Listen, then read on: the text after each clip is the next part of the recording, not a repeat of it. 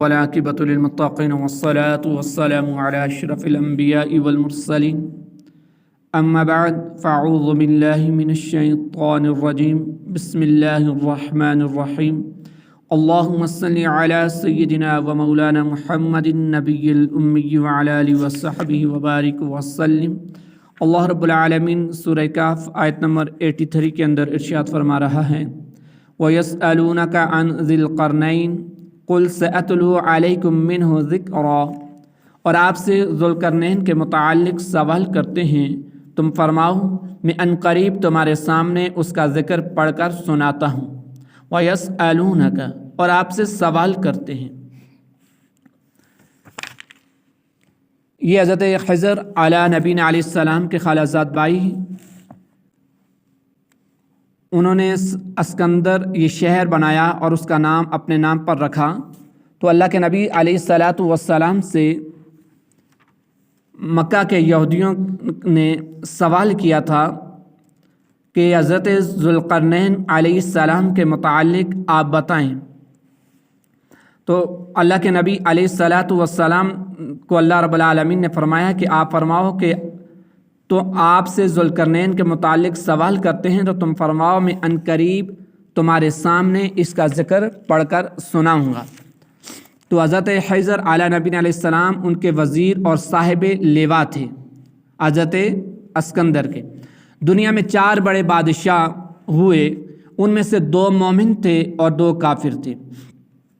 مومن حضرت ذوالقرنین رضی اللہ تعالی عنہ اور حضرت سلیمان علی نبینا علیہ الصلاۃ والسلام، یہ 2 بڑے بادشاہ گزرے ہیں۔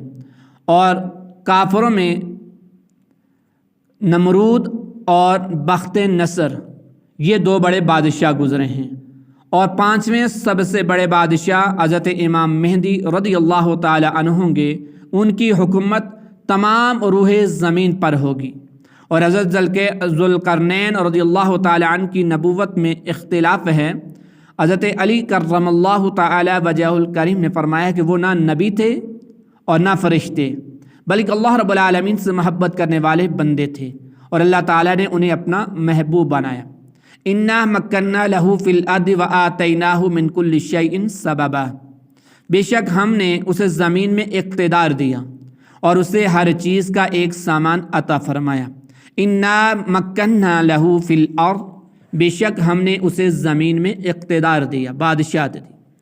ارشاد فرمایا ہے کہ بے شک ہم نے حضرت ذوالقرنین رضی اللہ تعالیٰ عنہ کو زمین میں اقتدار دیا اور اسے ہر چیز کا ایک سامان یا اس کے حصول کا ایک طریقہ عطا فرمایا، اور جس چیز کی مخلوق کو حاجت ہوتی اور جو کچھ بادشاہوں کو ملک اور شہر فتح کرنے اور دشمنوں کے ساتھ جنگ کرنے میں درکار ہوتا، وہ سب کچھ ہم نے اسے عطا فرمایا۔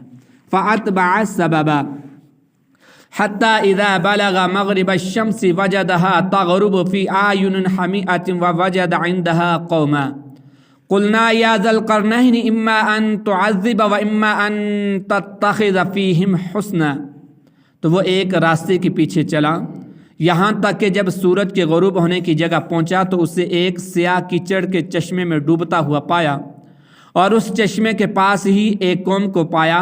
تو ہم نے فرمایا اے ذوالقرنین، یا تو انہیں سزا دے یا ان کے بارے میں بلائی اختیار کر۔ سبب سے مراد وہ چیز ہے جو مقصود تک پہنچانے کا ذریعہ ہو، خواہ وہ علم ہو، قدرت ہو یا آلات ہوں۔ تو حضرت ذوالقرنین رضی اللہ تعالی عنہ نے جس مقصد کا ارادہ کیا اسی کا سبب اختیار کیا۔ چنانچہ جب آپ رضی اللہ تعالی عنہ نے مغرب کی طرف جانے کا ارادہ کیا تو اس کے لیے وہ راستہ اختیار کیا جو انہیں وہاں تک پہنچا دے۔ وَجَدَهَا تَغْرُبُ فِي أَعْيُنٍ حَمِئَةٍ، اسے ایک سیاہ کیچڑ کے چشمے میں ڈوبتا ہوا پایا۔ حضرت ذوالقرنین رضی اللہ تعالی عنہ کے سفر کی ابتدا اس طرح ہوئی کہ انہوں نے کتابوں میں دیکھا تھا کہ حضرت نوح علیہ السلام کے بیٹے سام کی اولاد میں سے ایک شخص چشمہ حیات سے پانی پیے گا اور اس کو موت نہ آئے گی۔ یہ دیکھ کر وہ چشمہ حیات کی طلب میں مغرب اور مشرق کی طرف روانہ ہوئے۔ اس سفر میں آپ رضی اللہ تعالی عنہ کے ساتھ حضرت خضر علیہ نبینا علیہ السلام بھی موجود تھے۔ وہ تو چشمہ حیات تک پہنچ گئے اور انہوں نے اس میں سے پی بھی لیا، مگر حضرت ذوالقرنین رضی اللہ تعالیٰ عنہ کی مقدر میں نہ تھا، اس لیے انہیں وہ چشمہ نہ پایا۔ اس سفر میں مغرب کی جانب روانہ ہوئے تو جہاں تک آبادی ہے وہ سب منزلیں طے کر ڈالیں اور مغرب کی سمت میں وہاں تک پہنچے جہاں آبادی کا نام و نشان باقی نہ رہا۔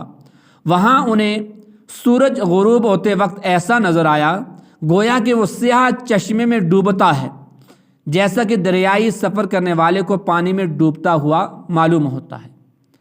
وَوَجَدَ عِندَهَا قَوْمًا، اور اس چشمے کے پاس ہی ایک قوم کو پایا۔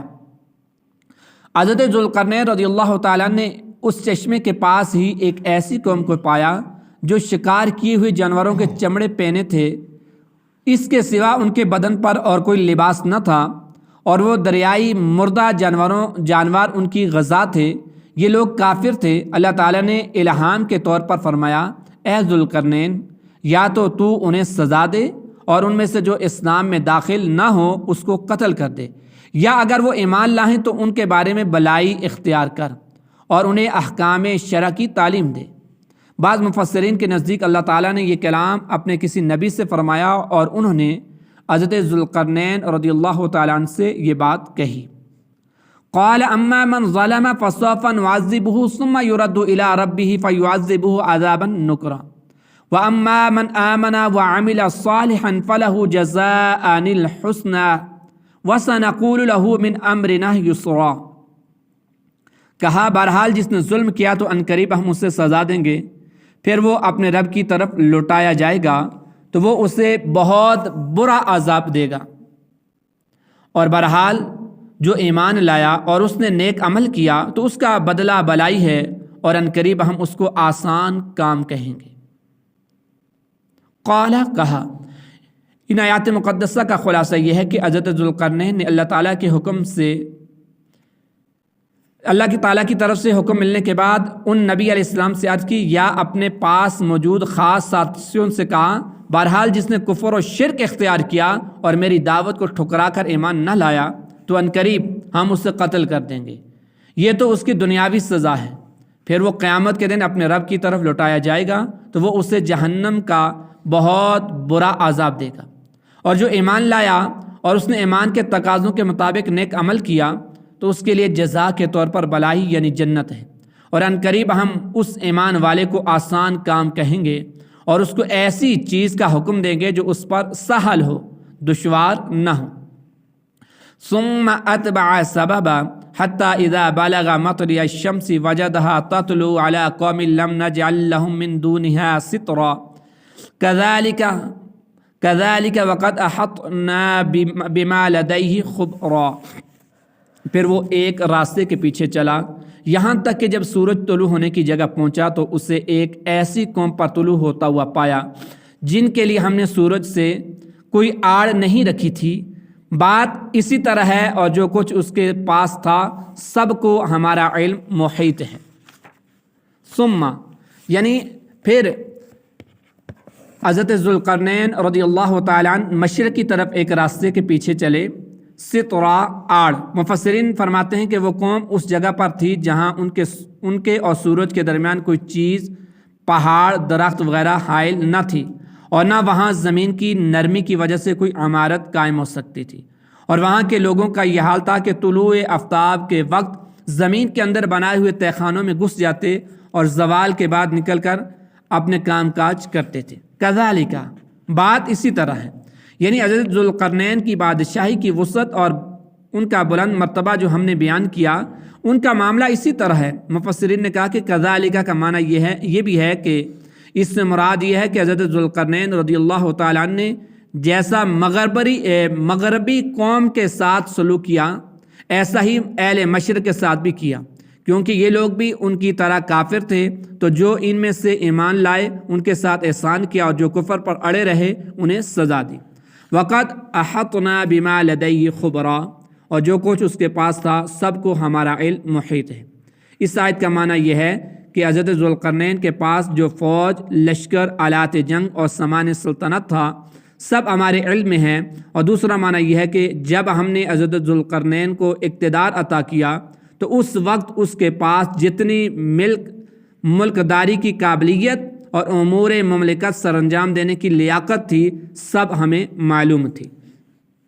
ثم اتبع سببا حتى اذا بلغ بين السدين وجد من دونهما قوما لا يكادون يفقهون قولا، پھر وہ ایک اور راستے کے پیچھے چلا یہاں تک کہ جب وہ پہاڑوں کے درمیان پہنچا تو اس نے ان پہاڑوں کے آگے ایک ایسی قوم کو پایا جو کوئی بات سمجھتے معلوم نہ ہوتے تھے۔ ثم پھر حضرت ذوالقرنین رضی اللہ تعالیٰ عنہ جب مشرق اور مغرب تک پہنچ گئے تو اب کی بار انہوں نے شمال کی جانب سفر شروع فرمایا یہاں تک کہ وہ دو پہاڑوں کے درمیان تک جا پہنچے، اور یہ سب اللہ تعالیٰ کی طرف سے عطا کردہ علم اور قدرت کی وجہ سے واقع ہوا۔